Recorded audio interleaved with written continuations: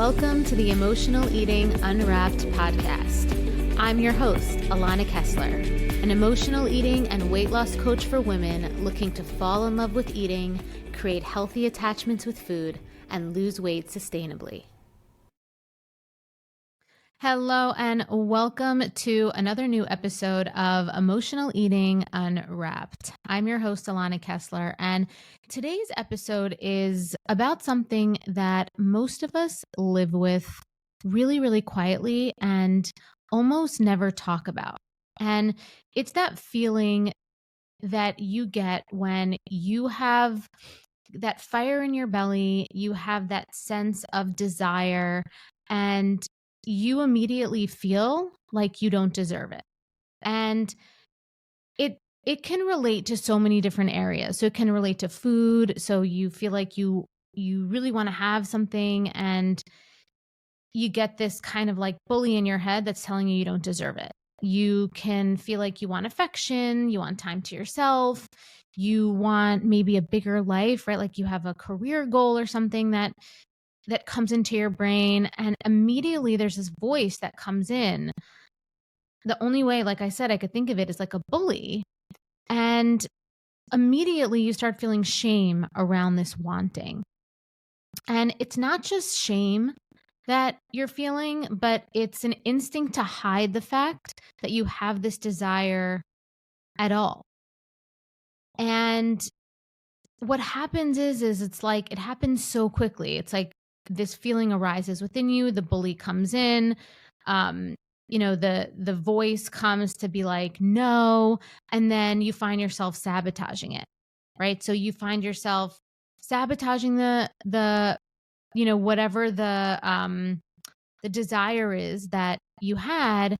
And if you do feel like you still want it, right? Like if the bully doesn't win and the sabotage doesn't win and you find yourself that you're still harping on it in your brain, there's this sense that the only way to get it is to earn it in some roundabout self-destructive way. And this can look like stealing food, and eating it, right? Like enjoying it and eat, or not even enjoying, but like being able to get the release of eating the food only if you steal it, or hiding snacks, binging in secret. And so if you notice, a lot of these behaviors come from a deep-rooted belief system that there's shame in desire. And what happens is that it leads to a self-betrayal in a lot of our values.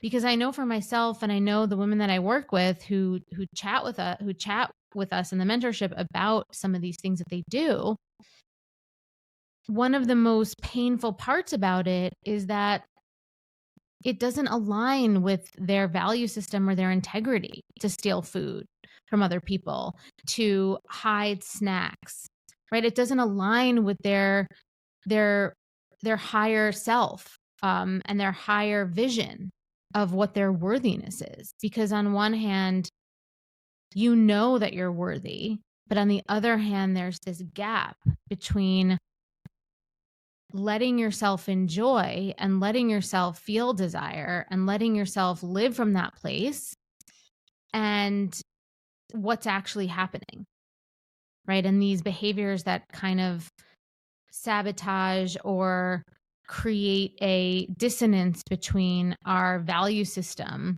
and how we're behaving in our day-to-day. And so today I want to talk about why we do that. Because if you're listening to this and you're agreeing with me or you're resonating with this and you've thought to yourself, why do I keep doing this when I know better? I think you know by now that it's not that there's something wrong with you. It's just that you were never taught or you were never validated that your desire on its own, right, without needing to earn it, without needing to do some, sneaky stuff to get it, that your desire on its own was enough, right? You might never have actually let that land in your nervous system in your belief system.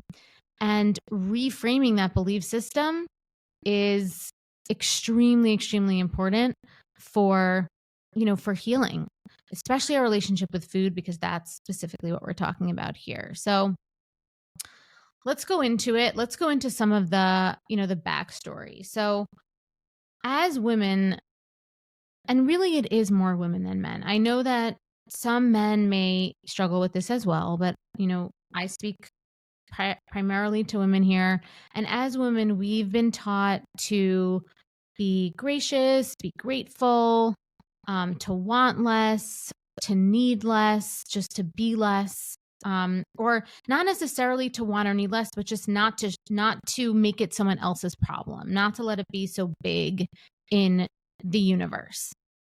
And so what we've been subconsciously trained to feel is that desire, even when it's subtle, is dangerous. It's dangerous for our safety in society. It's dangerous for our ability to feel like we belong. So what do?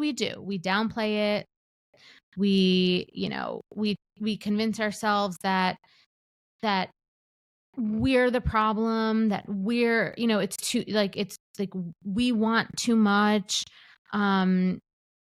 If we're talking about wanting more affection or wanting more, wanting a bigger job or something that's like a bigger life, we convince ourselves that, it's just not like it's show off, right? Like you're being a show off, and we downplay it. But the problem is as women, desire and like that inspiration, because that's what it really is. It's like a burst of creative energy that lives in our second chakra, not to really get too much into that, but that's feminine energy, right? And so what happens is when we feel that like inspiration energy, that creative idea, that creative thought, that creative desire, that is our feminine energy. And if we immediately bully ourselves out of that and out of that space, out of that energy, what happens is that because feminine energy is a natural free-flowing energy within us, it doesn't disappear. It doesn't disappear. And that's something really important that we have to really recognize, is that energy doesn't disappear, it just moves. And it starts to show up in our relationship with food, with work, with how we try to earn rest and attention. We wait till we hit rock bottom before we allow ourselves to rest. We put ourselves in positions where, we're not creating the safest place for ourselves because on some level we feel like we have to be hard, we have to be like down bad in order to like really deserve anything, right? It's like we have this idea of what we deserve to to enjoy, to have. And what's interesting and really important to understand is that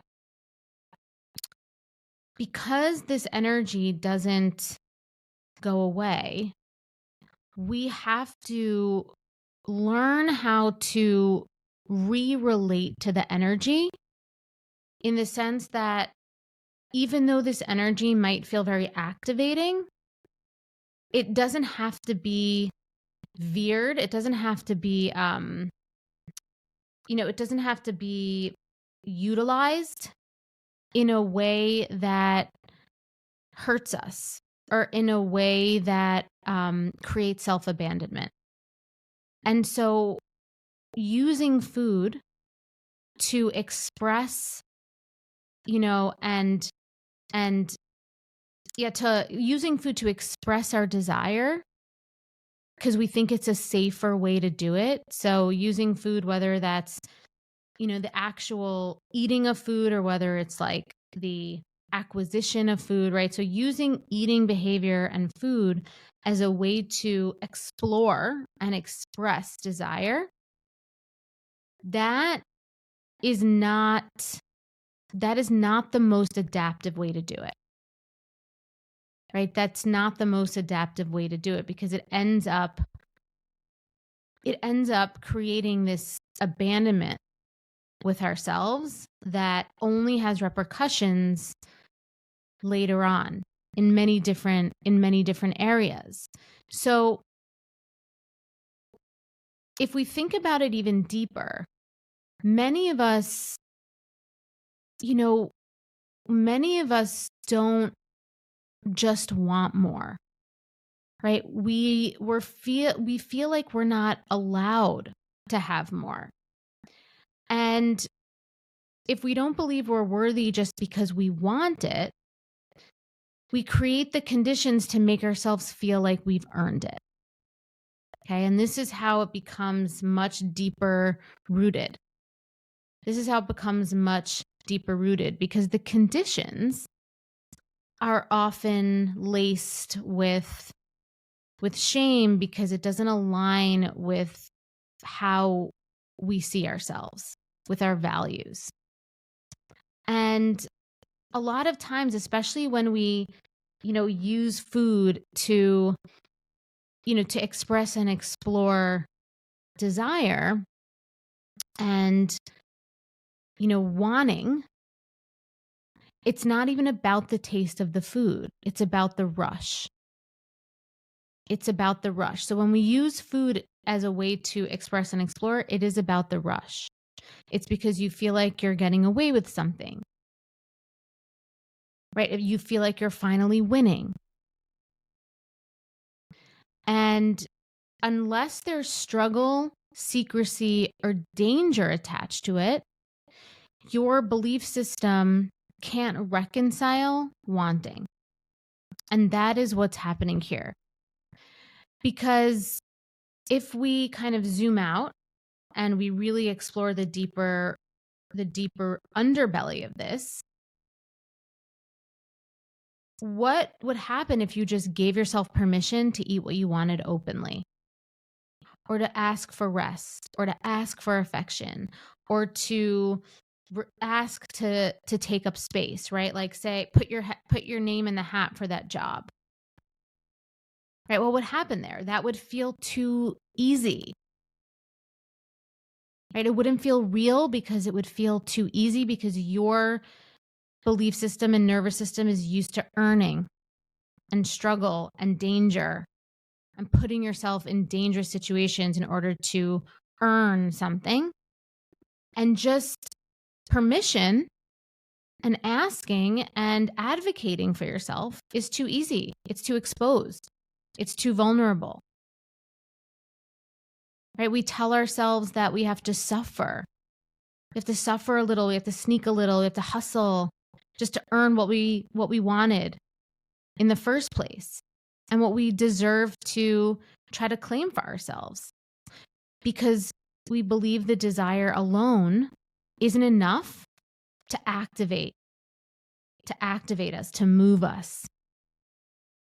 And this is how self-betrayal and self-abandonment becomes a part of your coping strategy and becomes a habit. Right? Self-betrayal becomes a part of the cycle. I remember what it felt like to be stuck in the cycle of emotional eating. I tried every diet out there, counting, tracking, restricting, but nothing ever worked. Food controlled my life, my thoughts, and I constantly felt guilty after eating. But once I learned how to heal the emotional triggers behind my eating and trust my body, everything changed. I stopped obsessing over food, the weight started coming off naturally, and I found real freedom in how I ate and lived. So, I created the Sober Eating year-long mentorship to help other women experience the same transformation so you can stop battling with food, you can lose weight without deprivation, and you can feel confident in your body again. In this mentorship, you'll have access to my proven nervous system rewiring method. You'll have access to live coaching with me, weekly accountability, and a community of women who truly understand your journey. You'll also have free access to my signature programs, the Emotional Eating Solution and Decoding Permanent Weight Loss, valued at $2,000. Click the link in the show notes to explore the mentorship today. You don't have to do this alone. I'll be right there with you every step of the way.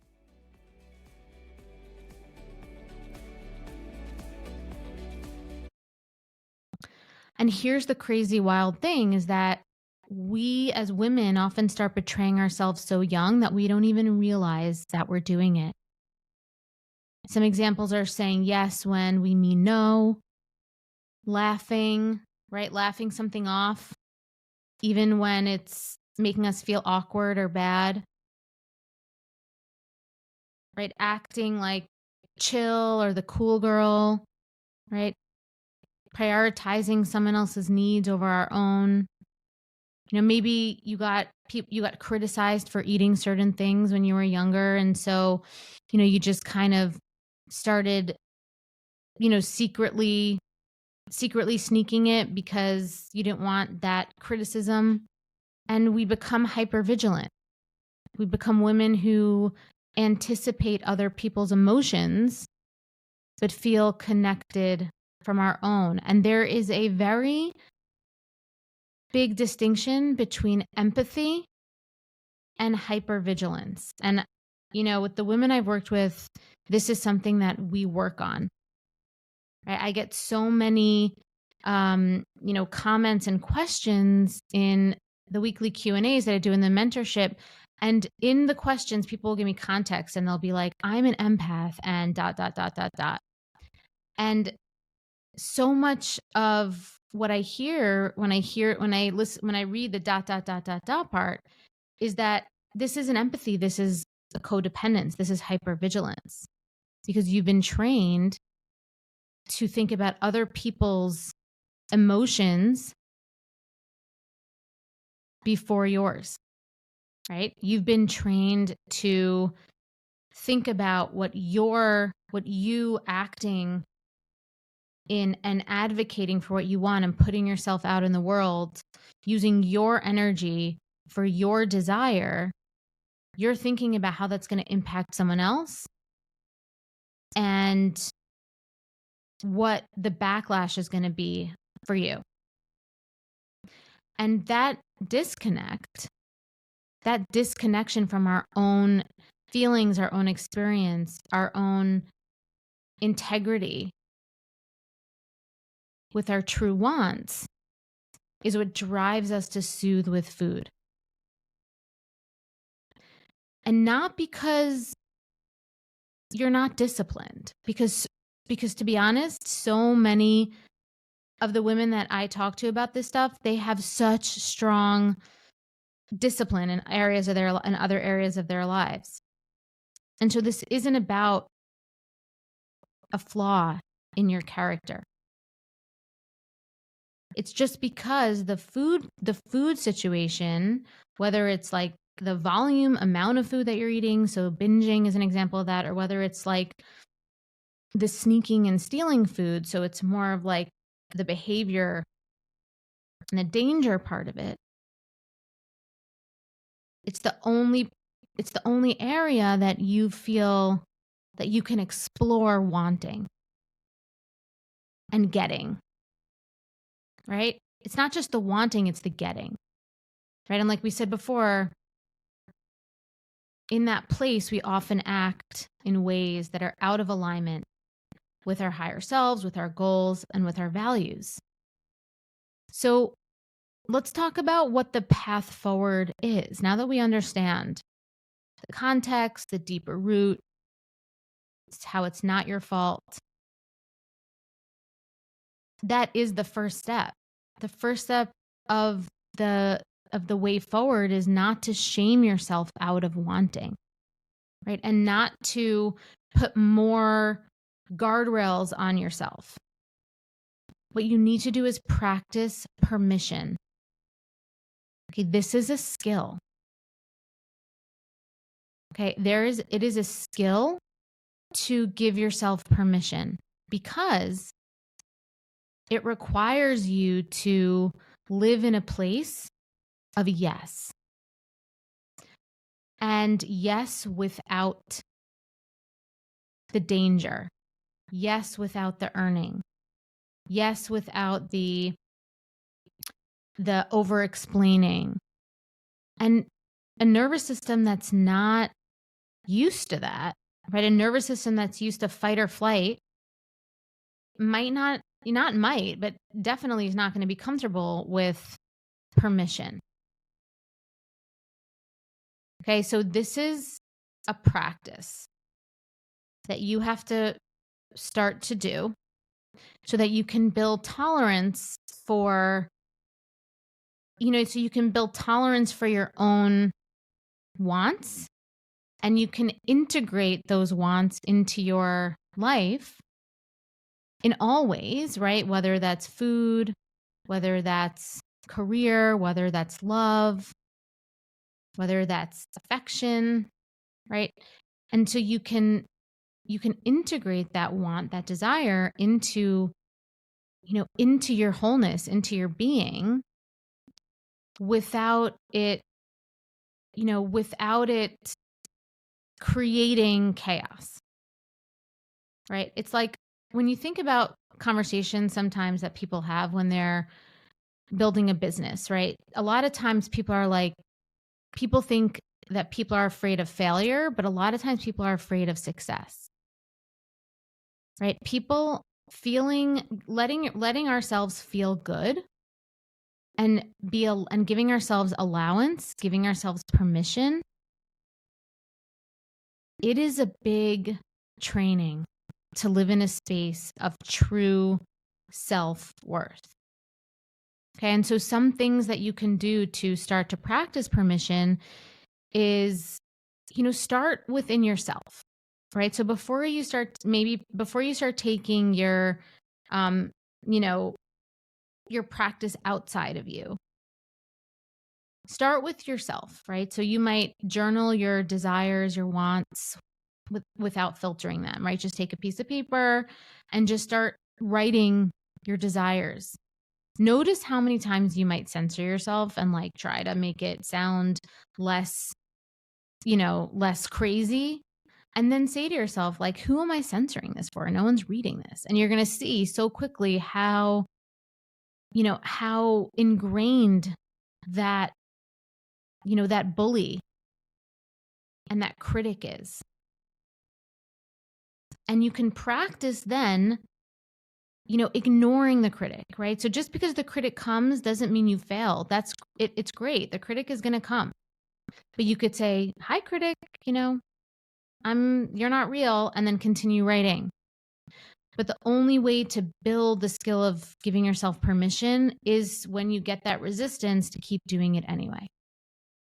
Okay. Another example could be letting yourself eat the thing you actually want instead of eating the safe thing now and then binging on it later. Right? That might be more challenging if you are still a little bit more, if you're still struggling with some of the, the nervous system, impulse control issues around food. So you'll have to take, that one with a grain of salt. But eventually you will have to practice that to heal. Right? You'll have to practice, eating something, you have a desire and eating it. Now, that doesn't mean you have to go to the grocery store and buy a whole bag of it. You can just go and, get a single serving of something that requires you to leave your house. And then, you get one serving and then you eat it. And then observe how your nervous system responds to that. You're going to get so much feedback from that you're going to realize is probably very over-exaggerated for the actual experience that's happening in the moment. But this is a first step.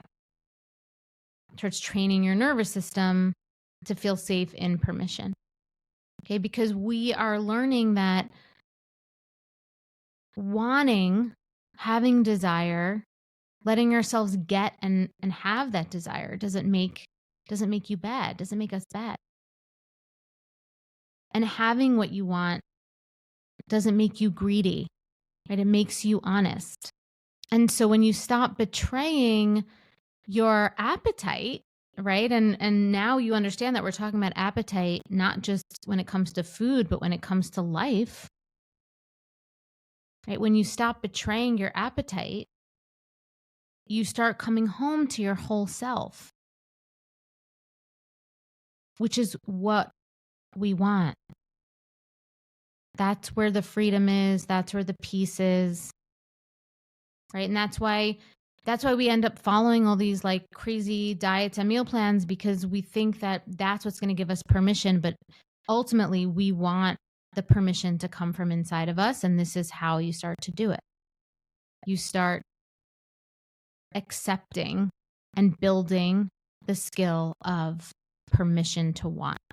Because the more permission you give yourself to have, to want, to take up space, the less you'll need to hide, to steal, to binge, right? The less you need to do those things to feel alive.